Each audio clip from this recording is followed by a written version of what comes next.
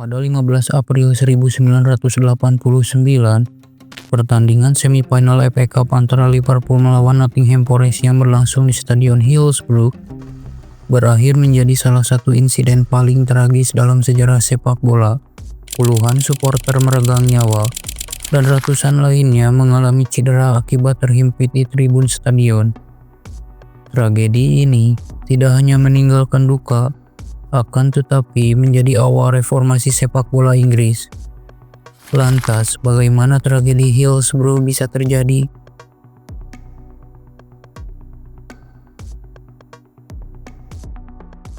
Sejak tahun 1912, Hillsborough menjadi salah satu arena rutin semifinal FA Cup, bahkan menjadi venue World Cup tahun 1966.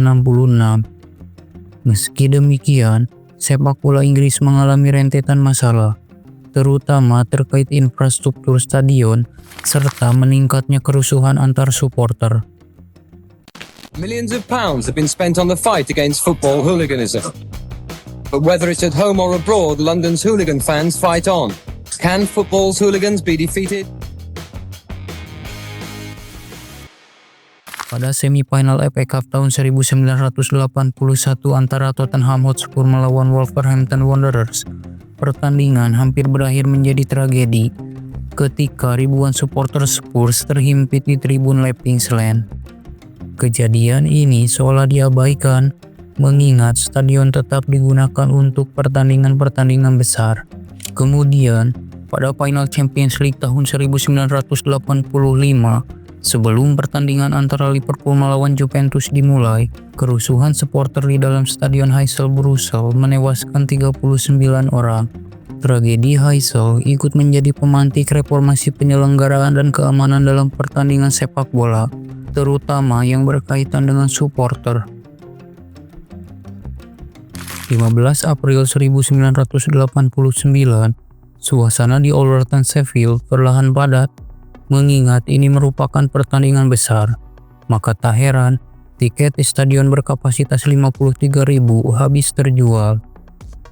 Saat itu, kepolisian bertanggung jawab atas keamanan di stadion, termasuk akses penonton ke area tribun, dan untuk mencegah hooliganisme, supporter kedua tim masuk dari sisi stadion yang berbeda, hal yang biasa terjadi pada pertandingan domestik di Inggris.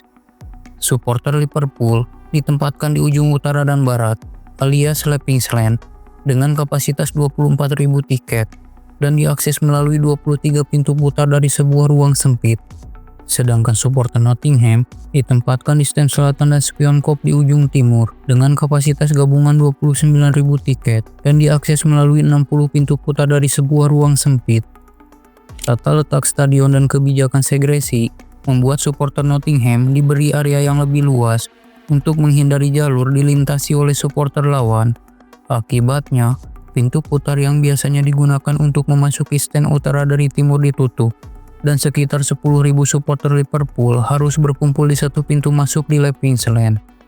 Sekitar 30 menit sebelum kick-off dimulai, kerumunan di luar stadion mulai menyemut. Kemacetan terjadi akibat jumlah penggemar yang datang melebihi jumlah kapasitas stadion. Beberapa menit kemudian, seorang polisi yang kewalahan mengendalikan arus massa sempat meminta pertandingan ditunda selama 20 menit karena khawatir akan keselamatan supporter. Akan tetapi, permintaan melalui radio ke ruang kontrol tersebut justru ditolak.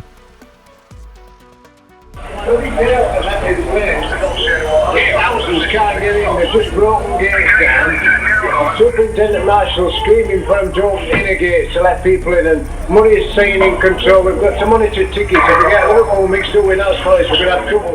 Sorak-sorai saat tim memasuki lapangan membuat supporter di luar stadion semakin termotivasi untuk merangsak masuk. Hal ini membuat keadaan menjadi sulit dikontrol. Untuk menghindari risiko korban jiwa, Inspektur Polisi David Duckenfield berinisiatif membuka akses pintu keluar karena berharap bisa mengurai kemacetan. Akan tetapi, keputusan Duckenfield justru membuat ribuan supporter memasuki stadion dengan berebut, sehingga supporter yang berada di tribun terhimpit hingga pagar pembatas yang tinggi. Mereka susah bergerak, bernapas, atau melarikan diri dari desakan massa yang terus merangsak masuk. Baru 4 menit pertandingan berjalan, terdengar suara pagar roboh dari fans 3. Penonton berjatuhan, tumpang tindih satu sama lain. Suasana kacau balau. Sebagian penonton berusaha memanjat pagar untuk keluar dari himpitan. Awalnya, polisi sempat mengira ada invasi lapangan. Namun, melihat banyaknya orang terluka dan panik, mereka baru tahu ada sesuatu yang tak beres.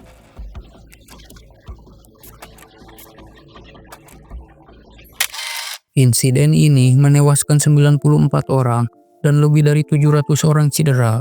Keesokan harinya, Lee Nicole meninggal dunia di rumah sakit. Lalu pada 1993, Tony Bland meninggal setelah nyaris 4 tahun koma. Dan Juli 2021, Andrew Devin meninggal setelah mengalami cedera otak pasca tragedi. Sehingga total korban jiwa dalam tragedi mencapai 97 orang. Dalam kekacauan ini, polisi gagal memahami situasi dengan cepat. Komunikasi dan koordinasi yang buruk semakin memperumit upaya penyelamatan.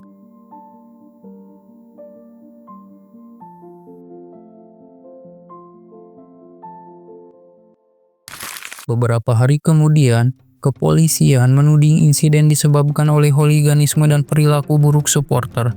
Saat itu, pola jawaban kepolisian menyangkal kesalahan dan menuding supporter sebagai penyebabnya.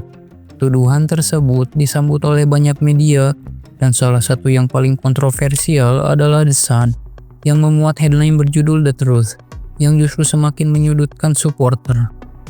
Headline ini memicu kemarahan warga Liverpool dan Merseyside. Akibatnya, mereka diboikot dan merugi sekitar 15 juta pound sterling per bulan setelah merilis edisi The Truth, serta tidak lagi mendapatkan akses wawancara terhadap Liverpool dan Everton. Pasca tragedi, pemerintah Inggris menunjuk Lord Justice Taylor untuk memimpin penyelidikan resmi. Hasil investigasi Taylor tahun 1990 mengungkapkan tragedi Hillsborough disebabkan oleh kesalahan pihak kepolisian dan kondisi stadion. Selain itu, laporan Taylor memuat sejumlah rekomendasi penting untuk meningkatkan keselamatan di stadion. Salah satunya adalah mengganti tribun berdiri dengan kursi duduk. Meski laporan Taylor telah dirilis, keluarga korban harus menunggu lebih dari 2 dekade untuk mendapatkan keadilan. Pada tahun 2012, sebuah penyelidikan independen yang dikenal sebagai Hillsborough Independent Panel mengungkapkan polisi telah melakukan manipulasi bukti untuk menutupi kesalahan, dan 41 dari 97 korban mungkin bisa diselamatkan jika tindakan penyelamatan lebih cepat dilakukan. 16 people had definite evidence of the heart and lungs continuing to function for a prolonged period after the crush. In total 41, there is some overlap.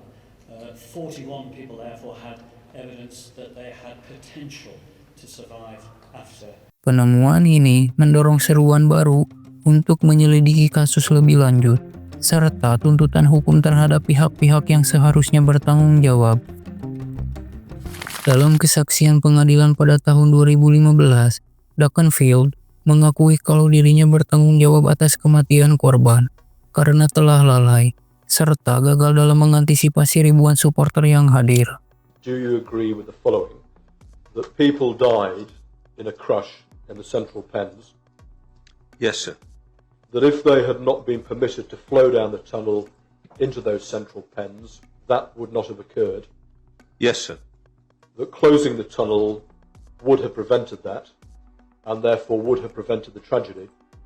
Yes, sir.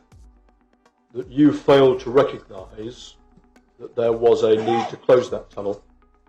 I did fail to recognise that, sir. Yes. And therefore failed to take steps to achieve that? I did, sir. And that failure was the direct cause of the deaths of 96 persons in the Hillsborough tragedy? Yes, sir. I was probably deeply ashamed, embarrassed, greatly distressed. I probably didn't want to admit to myself or anyone else what the situation is. What I would like to say to the Liverpool families is this. I regret that omission, and I shall regret it to my dying day.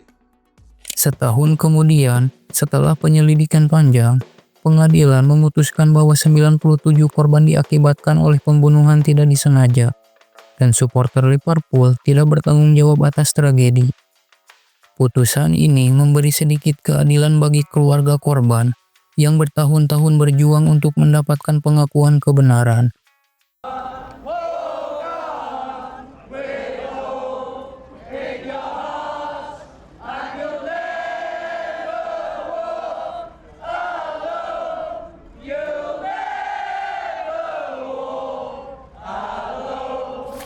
Meski demikian, pada persidangan tahun 2019, Duckenfield tidak dapat diberi vonis dan dinyatakan tidak bersalah. Sedangkan nasib The Sun, Kenny Dalglish, pelatih Liverpool saat itu, menulis di biografinya bahwa McKenzie menelepon dan bertanya bagaimana cara memperbaiki reputasi The Sun setelah mereka diboikot di Merseyside.